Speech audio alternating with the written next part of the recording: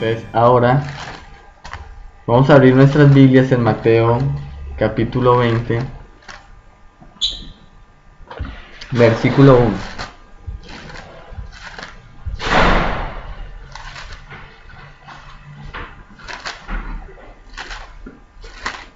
Mateo capítulo 20, versículo 1 al 16. Los obreros de la viña, ¿sí? Para empezar, quiero decirles que gracias al Señor no tenemos que predicarle al gusto de los hombres. No tenemos que predicar al buen gusto del oído del oyente, sino que estamos llamados a predicar la verdad del Evangelio. Si estamos llamados a predicarle al gusto de los hombres, nuestro discurso, nuestra predicación tendría que cambiar dramáticamente, ¿sí? Tendríamos que buscar mensajes que le agrade a las personas, que las motive y que las haga vivir felices. Pero nuestro llamado es que a predicar el Evangelio, todo el consejo de Dios, ¿sí? Solamente esta verdad alegrará el corazón de los que son del pueblo del Señor, porque encontrarán la verdad, encontrarán su gozo y su felicidad en esa verdad.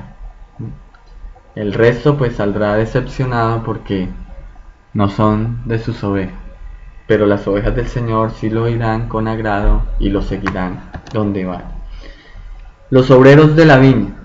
Estos títulos no son originalmente de los escritos de la Biblia, ¿sí?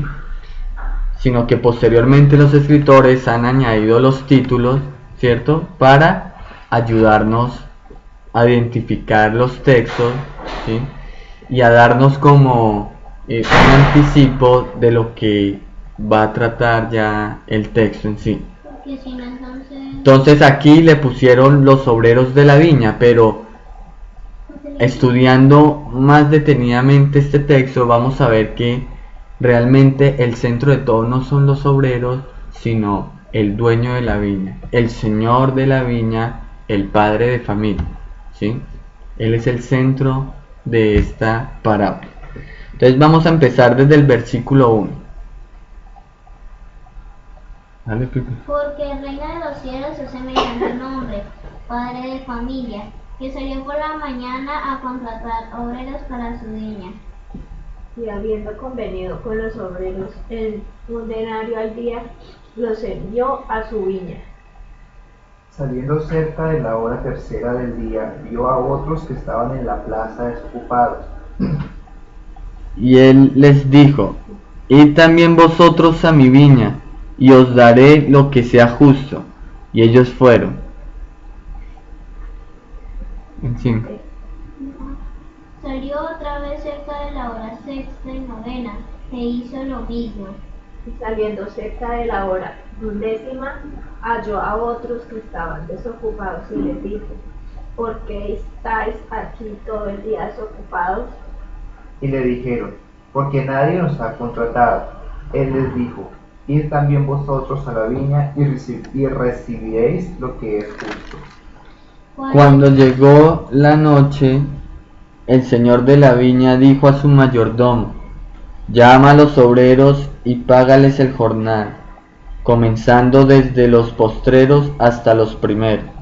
Y al venir los que habían ido cerca de la hora 11, recibieron cada uno un denario. Al venir también los primeros, pensaron que habían de recibir más, pero también ellos recibieron cada uno un denario. Y al recibirlo, murmuraban contra el padre de familia, diciendo: estos postreros han trabajado una sola hora, y los has hecho iguales a nosotros, que hemos soportado la carga y el calor del día. Él respondiendo, dijo a uno de ellos: amigo, no te hago agravio. ¿No conviniste conmigo en un denario?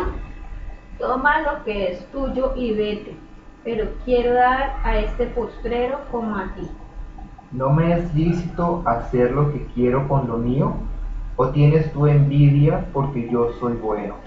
Así los primeros serán postreros y los postreros primeros, porque muchos son llamados, mas pocos escogidos. Amén y amén.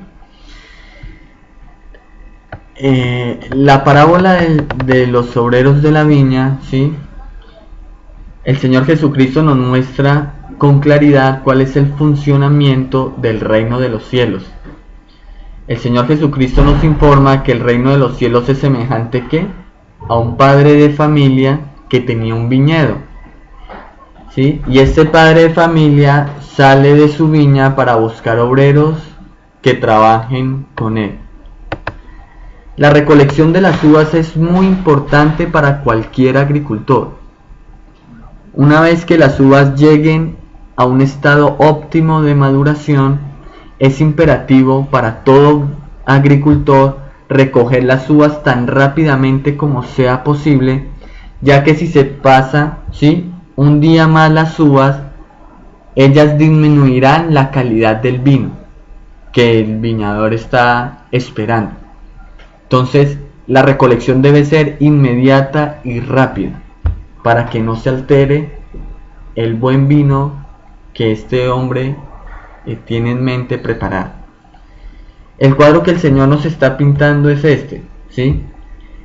Hay una gran cosecha de uvas que llegó a su punto óptimo de maduración, y el hombre, este padre de familia, ¿qué tiene que hacer?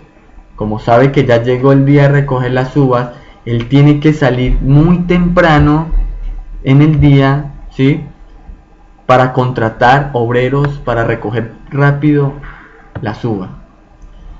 Pero vemos que en el versículo 2, ¿cierto?, este hombre padre de familia va a la ciudad a contratar obreros para que trabajen con él.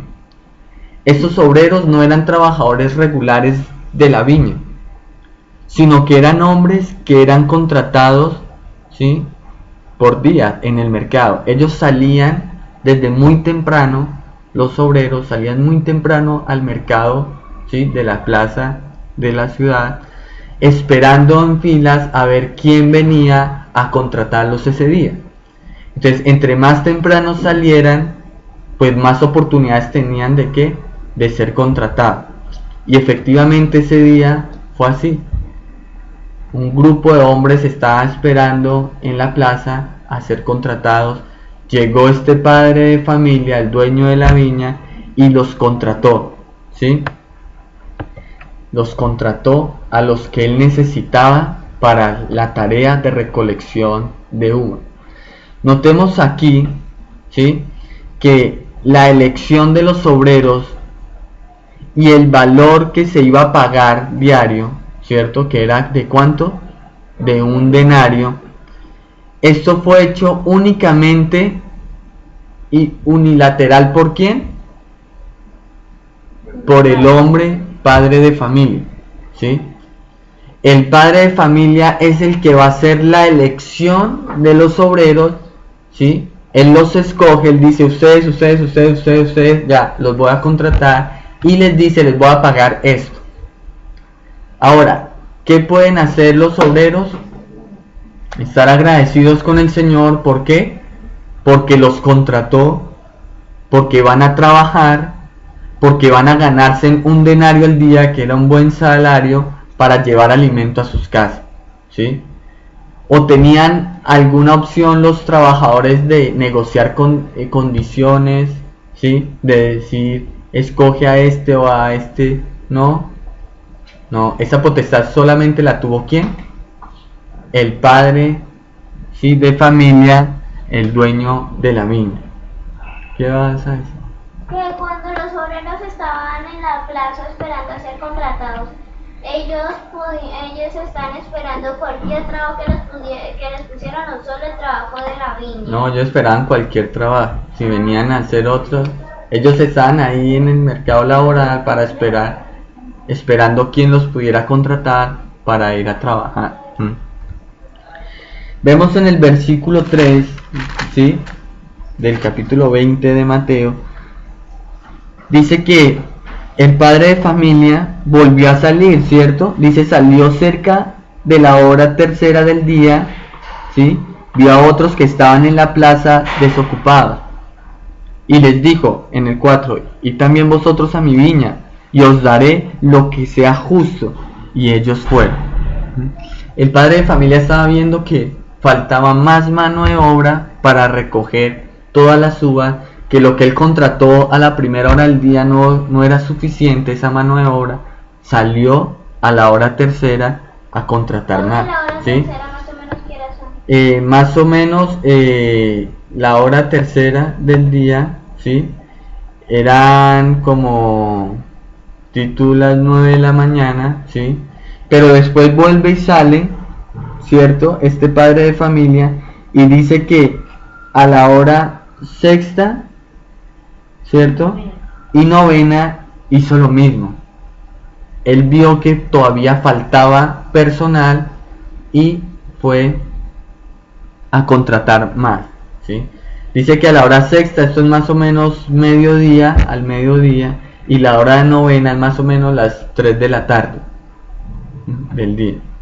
Fue a contratar más personas a la viña. Pero vemos en el versículo 6 y 7, dice así que, dice 6 y 7, y saliendo cerca a la hora 11, o sea la última hora, más o menos, eso es 5 de la tarde, ¿sí? ¿Qué pasó?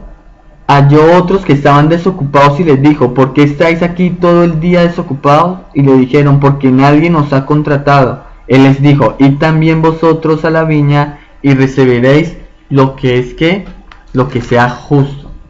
Entonces más o menos a las 5 de la tarde el padre de familia vuelve y sale, y vuelve y contrata a estos hombres. El padre de familia sabe que se requiere más trabajo, que ya falta muy poco quizás para recoger, y va y contrata otro personal. Entonces con todos hizo un trato de que les iba a dar un denario, ¿sí? Les iba a pagar lo justo, ¿sí? Era lo que él quisiera. Acuérdate que toda la potestad en contratar y en pagar está en ¿quién? En el padre de familia, dueño de la viña, ¿sí? Él es el centro de esta parábola. Entonces, dice la Biblia, ¿sí? En el versículo 8 dice que cuando llegó la noche, el señor de la viña, ¿sí? Dijo a su mayordomo, llama a los obreros y págales el jornal, comenzando desde los postreros hasta los primeros. Ahora, esta idea de pagar, ¿sí? Antes de que el sol se ocultara, viene de atrás de la ley de Moisés, ¿sí? Moisés establece que todos los obreros se les debe pagar terminando el día, que no se puede guardarles la plata para el otro día, eso no se puede hacer, ni retenerles el dinero, sino que terminó, se pagaba, ¿sí? Eso es claramente, está escrito en Levítico 19:13, lo podemos encontrar.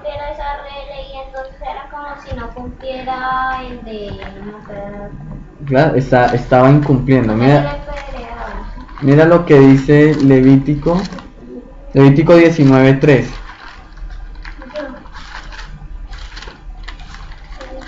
Levítico 19:13 dice,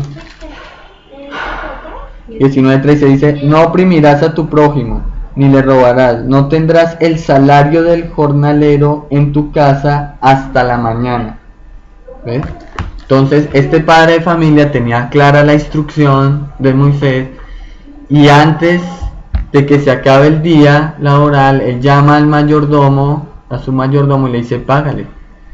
Pero mira lo interesante, ¿sí? Aquí el padre de familia, el hombre dueño de la viña, va a hacer como él quiere hacerlo, ¿sí? ¿Cuál es el pensamiento lógico de los hombres? ¿Sí? Nosotros ¿cómo razonamos en este aspecto? ¿A quién debería de pagarle primero? ¿Cómo sería nuestro razonamiento lógico de cualquier ser humano? A los primeros. Al que contrató a la primera hora del día, ¿cierto? Que trabajó todo el día. Y por último, pues páguele a quién? Al que trabajó la última hora del día laboral. Esa es nuestra lógica, esa es la lógica humana. aquí el Señor empieza a rompernos esa lógica humana. Acuérdense que esta parábola es para enseñarnos que el funcionamiento de ¿quién? Del reino de los cielos. Entonces el Señor nos está diciendo, miren, así funciona el reino de los cielos. No es de acuerdo a su lógica, a como ustedes piensen, sino a como Dios quiera y designe. Es como el Señor planee y establezca las cosas, así se hacen. No es como ustedes lo piensan y lo quieren hacer, hombres. Entonces aquí nos empieza a romper nuestra lógica y a decir, no es a su manera, sino es a mi manera, esa es la manera de Dios. Entonces empieza a ponernos en nuestro lugar, ¿cierto? Simplemente, como en nuestro lugar, obreros, ¿sí? Servidores, sirvientes del Señor. Nada más podemos hacer. El que dispone todo es el Señor. El que manda es ¿quién? El Señor, ¿sí? Él es el que dispone todo. En los trabajos, ¿quién es el que manda? ¿Quién es el que dispone? ¿Quién da las instrucciones? El jefe, el gerente, ¿sí?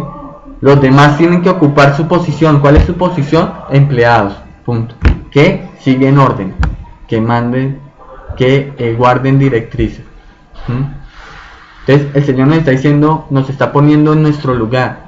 Somos esos trabajadores de la viña, punto. Él es el Señor, el padre de familia, el dueño de la viña.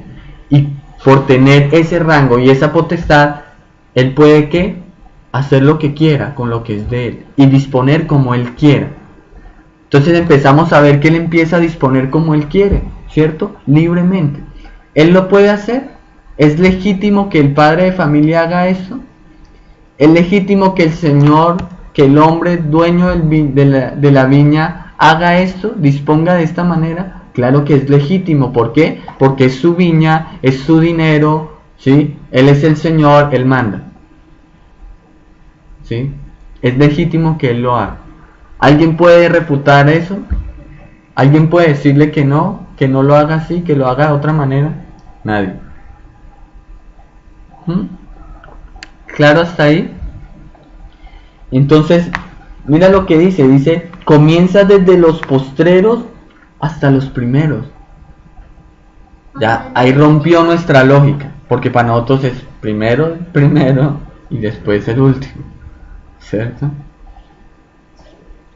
Pero, mira, dice que el mayordomo empezó a pagar, ¿cierto? Entonces empezó a pagar por grupos. Entonces empezó los que trabajaban en la hora 11ª, después en la hora 9ª, en la hora 6ª, en la hora 3ª y hasta que llega a los últimos. Entonces padre de familia le dio el dinero al mayordomo para... Entonces cuando el mayordomo estaba haciendo esto y ya iba a llegar a los últimos, a los primeros, ¿qué pasó? Dice, y al venir los que habían ido cerca del... y al venir los primeros en el versículo 10, y al venir también los primeros pensaron que habían de recibir ¿qué? Más. Porque ellos pensaron que iban a recibir más. El Señor les empezó a pagar un denario al que trabajó a la hora 11ª, ¿sí? Al que trabajó a la hora 9ª, a la hora 6ª, a la hora 3ª. Porque ellos pensaron los primeros que ellos iban a ganar más. Porque trabajaron más. Se fueron a cargar del día. Porque trabajaron más. Esa es la lógica de nosotros, ¿cierto? ¿Por qué nosotros pensamos de esa manera? Porque nosotros pensamos en una regla de valores que es por méritos.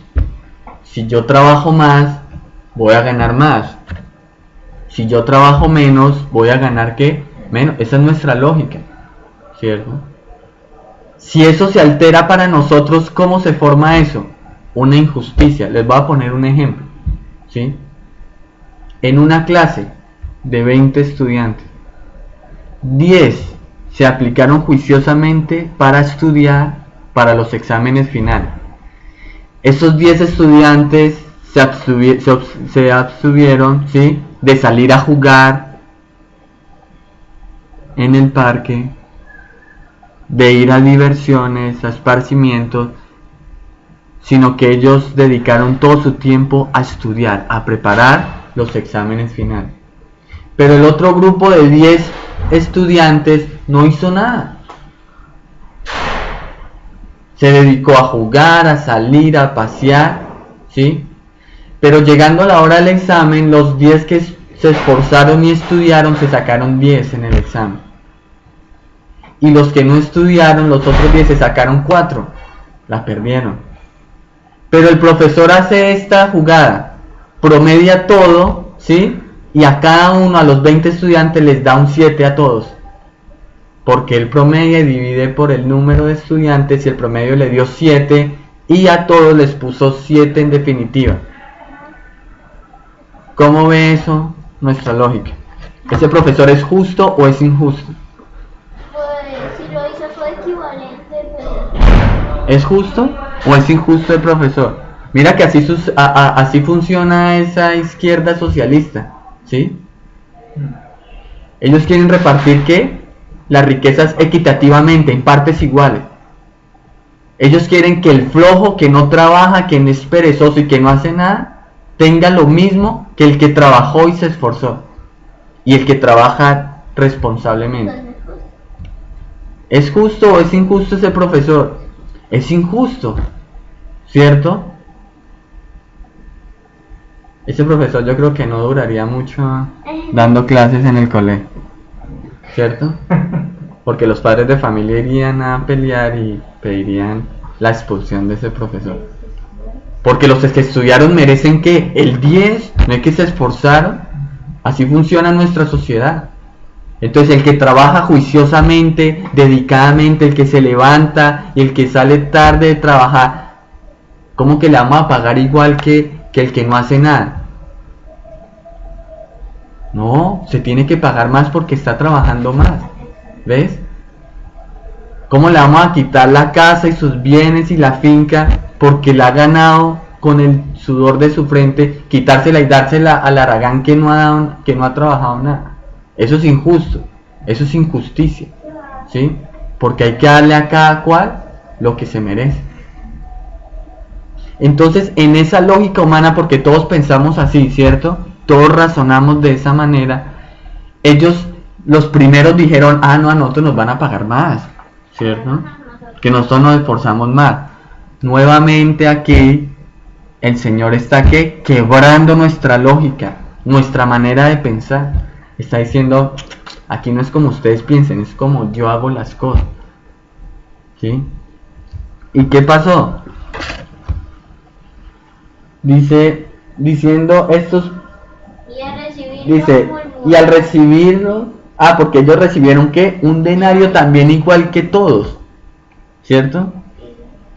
Al recibirlo murmuraban contra el padre de familia, diciendo, estos postreros han trabajado una sola hora y nos has hecho iguales a nosotros y que hemos soportado la carga y el calor del día. Entonces ellos empezaron a murmurar y decir, este hombre es injusto, ¿sí?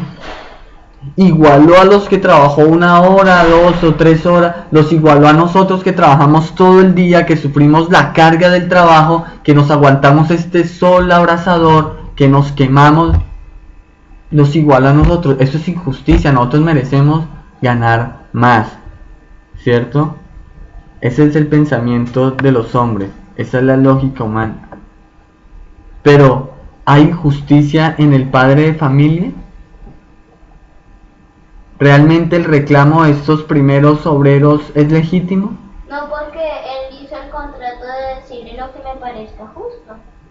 Correcto, no hay ni una injusticia, ¿sí? En el padre de familia. Él les pagó lo que había pactado con ellos desde el principio, y era que un denario al día y las horas de trabajo, ¿sí? Eso estaba en la potestad del padre de familia porque eran sus recursos, era su viña, ¿sí? Él era lícito hacer lo que quisiera con la viña. Él les pagó un denario, ¿sí? Ahora, ¿hay injusticia de parte del hombre, padre de familia, por pagarles un denario a los que trabajaban solamente 1 hora? Tampoco, no hay nada, ¿sí? Porque si él dijo ahí es gracia, Sí. porque ellos recibieron lo de un día cuando no trabajaban todo el día, sino solamente una hora. ¿Ves? Entonces no hay injusticia. Esa acusación que le estaban haciendo esos trabajadores era ¿qué? Injusto. Era injusta. Volver a trabajar. Porque todo lo que estaba haciendo el padre de familia era lícito. Ahora, en el 15 vemos el gran argumento del padre de familia. Él les dice, ¿no me es lícito hacer lo que quiera con lo mío? No puedo hacer lo que quiera. Él les hace esa pregunta, ¿no me es lícito hacer lo que quiera con mis recursos? Este es mi dinero, yo quiero pagarle a él un denario, se lo pago. Y a ti te quiero pagar un denario, te lo pago. ¿Hay injusticia acaso en ese aspecto? No, no hay ninguna injusticia. ¿Sí? Entonces, hasta aquí muchos cristianos estarán de acuerdo con nosotros, ¿sí? Cuando hablemos sobre la soberanía de Dios. Cuando hablemos de la soberanía de Dios, muchos estarán de acuerdo y dirán con nosotros, sí, le es lícito a Dios hacer lo que quiera con lo que es de Él, ¿sí? En los asuntos temporales de la vida, los hombres estarán de acuerdo con nosotros, ¿sí? Miremos las capacidades intelectuales de los hombres. No todos son como Sócrates ni como Platón, ¿cierto? No todos son tan brillantes como un Isaac Newton. ¿Quién hace las diferencias entre hombre y hombre? ¿Por qué unos son tan inteligentes y otros no? ¿O por qué otros desarrollan más capacidades que otros? Porque Dios ¿Dónde ha está la diferencia? Porque Dios ha querido que a uno se le dé la más inteligencia que a otro. Es la soberanía de Dios. Unos tienen belleza y otros no. A otros les da, ¿sí? Mire, en la vida van a haber hombres más fuertes y grandes que nosotros, pero también habrán hombres más débiles y más pequeños que nosotros. ¿Quién hace las diferencias? Dios es el que hace las diferencias, ¿sí? Yo quiero que miremos unos textos aquí para examinar esto. ¿Quién me busca Éxodo 4:11? Yo. ¿Y quién me busca Salmo 135:6?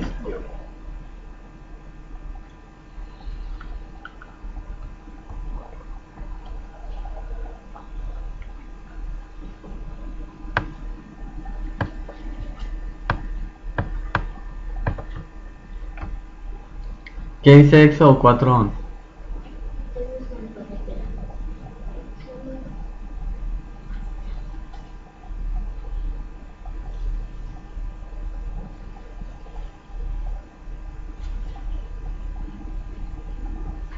Éxodo 4:11. dice, y Jehová le respondió, ¿quién dio la boca al hombre?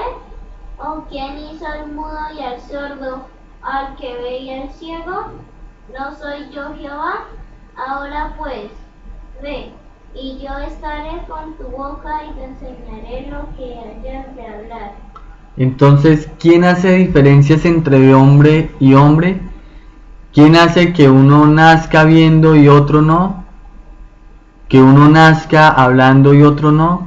¿Quién hace esas diferencias en la vida? Dios, la soberanía de Dios, ¿sí? ¿Por qué? Porque le es lícito a Dios hacer lo que quiera con lo que es de Él.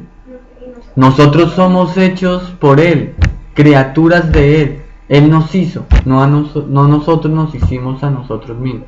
Él tiene el derecho, ¿sí? Como el alfarero tiene la potestad de hacer de su masa un vaso como Él quiera hacerlo. Y el vaso le puede decir, ¿por qué me hiciste así? Hazme de esta manera, hazme de esta otra. No. Él no puede hacer nada, porque el alfarero lo quiso hacer así y así se quedó. ¿Qué dice el Salmo 135:6? Dice, todo lo que Jehová quiere, lo hace, en los cielos y en la tierra, en los mares y en los abismos. Entonces, todo lo que Dios quiere que lo hace. ¿Alguien puede detenerlo y decir no hagas esto? No. Él lo hace, no solamente en la tierra, ni en el mar, ni en las profundidades, sino en el cielo también, en todo lugar. La soberanía de Dios reina, es absoluta. Dios hace lo que quiera con lo suyo, con lo que es de Él. ¿Y quién puede decirle no lo hagas? ¿Quién puede tratarlo de injusto a Dios porque hace una cosa y otra no? Nadie puede hacerlo, porque Él tiene el legítimo derecho de hacer lo que quiera con lo que es de Él. Y nosotros solamente aceptar ese hecho, de lo que Él ha hecho, está bien, ¿sí? Entonces, hasta aquí cualquier cristiano puede estar de acuerdo con nosotros, que Dios es soberano, ¿sí? Que Dios puede hacer lo que quiera con lo que es de Él, que a uno les ha dado más riquezas y a otros no, ¿cierto? Que a otros les da una larga vida, ¿sí? Y una buena vejez, y a otros les da una corta vida, ¿sí? Y a otros les da mala vejez. Todas estas circunstancias de la vida son dirigidas por la soberanía de Dios. Yo creo que nadie podrá refutar a eso. Pero cuando pasamos al terreno de la elección, aquí ya no estarán de acuerdo con nosotros. Porque aquí los hombres empiezan a razonar de acuerdo a su lógica y no de acuerdo a los pensamientos de Dios. Este es el propósito de esta parábola. El Señor les va a demostrar la elección. El Señor les va a demostrar la potestad que Él tiene de escoger a unos y a otros no.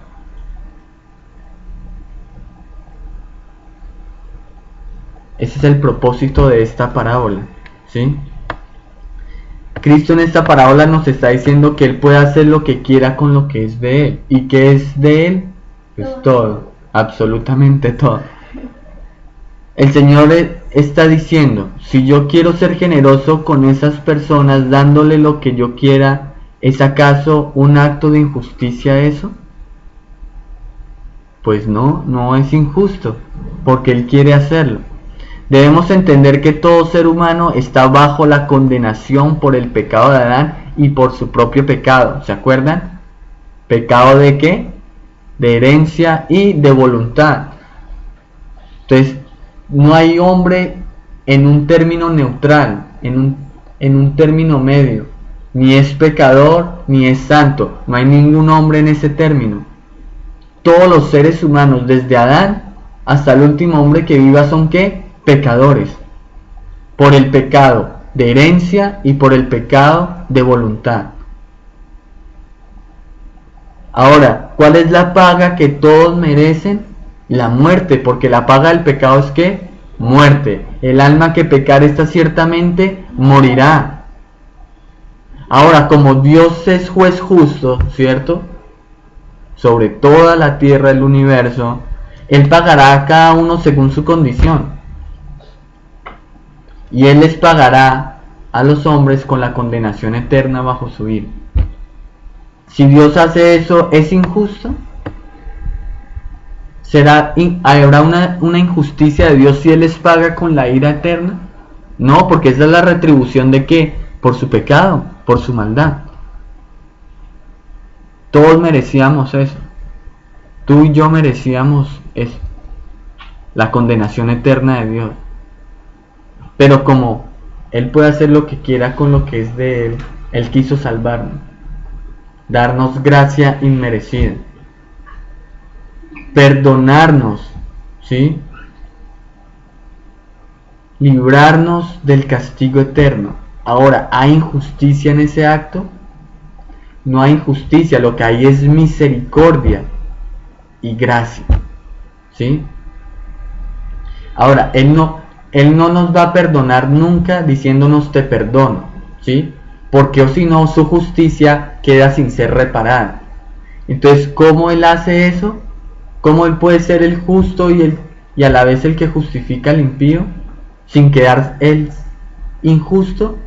Es que Él nos declara justos y limpios de toda condenación y de todo pecado, pero Él llevó a cabo la justicia. ¿Cómo? En su Hijo Jesucristo, en la cruz del Calvario. Él reparó allí la justicia. Él pagó allí la deuda que nosotros teníamos a la justicia eterna. Él la pagó allí. Por eso Él es el justo y ahora Él puede justificar, ¿sí?, al pecador. Y no queda de ninguna manera siendo como injusto. Entonces en ese acto Él les da gracia, le extiende misericordia, ¿sí? Y a los que van a ser condenados, pues les paga como con justicia, con la ira en el infierno por toda la eternidad. Entonces en esta parábola ninguno de los obreros de la viña recibió injusticia. Ninguno. Los primeros recibieron justicia. ¿Por qué? Porque ellos recibieron el pago de un denario. Injusto hubiera sido que él les hubiera pagado menos, la mitad, ¿sí? Habiendo trabajado todo el día. Eso sí hubiera sido injusto. Pero fue justo el dueño de la viña, el padre de familia, porque él les pagó el denario, lo que había contratado con él. Ahí fue justo. Pero también los últimos recibieron misericordia, la gracia, ¿sí? Ellos recibieron más de lo que podían esperar. Trabajaron 1 hora y en nuestra lógica hubiéramos dividido ese denario, un denario, hubiéramos dividido ¿qué? En las horas laborales para saber cuánto cuesta 1 hora laboral, y lo justo hubiera sido que se le pague esa hora laboral. Pero ellos recibieron más de ese pago, entonces no hubo injusticia tampoco, porque no recibieron menos de esa hora laboral, ¿cierto? Recibieron ¿qué? Más. Entonces eso es ¿qué? Gracia.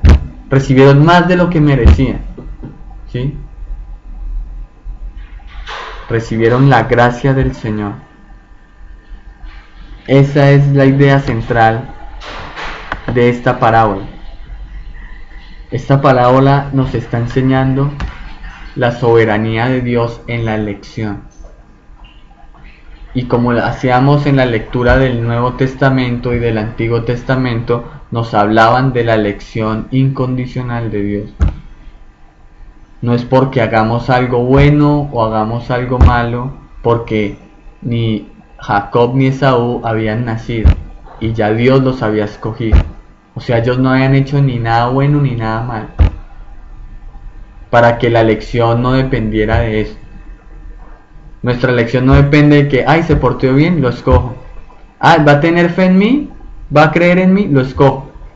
¿Sí? Así dice el cristianismo de los arminianos. Ellos dicen que Dios en su presciencia, ¿sí?, vio que un día íbamos a tener fe y por eso nos escogió.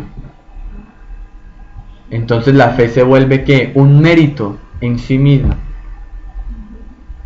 el cual Dios sopesa para escogerlo. No, eso no es lo que dice la Biblia. La Biblia dice que no habían hecho ni aún bien ni mal, no habían hecho nada y Dios ya los había escogido. ¿Por qué? Porque la elección no depende del que quiere ni del que corre, sino de quién, de Dios, que tiene misericordia. Entonces la elección depende solamente de Dios, en decir, yo te escojo o no te escojo. Te doy mi salvación a través de mi Hijo, o sigue caminando en el camino de destrucción que te lleva a la perdición eterna. Es en Dios en que está esa potestad. Los hombres tiemblan ante esa verdad. Los hombres quieren escaparse de esa realidad. Ellos quieren escaparse de las manos de Dios. Pero la verdad es que Dios nos tiene en sus manos. Y si Él quiere aplastarnos, aplastados quedamos. Pero si Él quiere darnos vida, nos dará vida y nos dejará vivir. Porque Él tiene todo el derecho de hacer lo que quiera con lo suyo. Amén.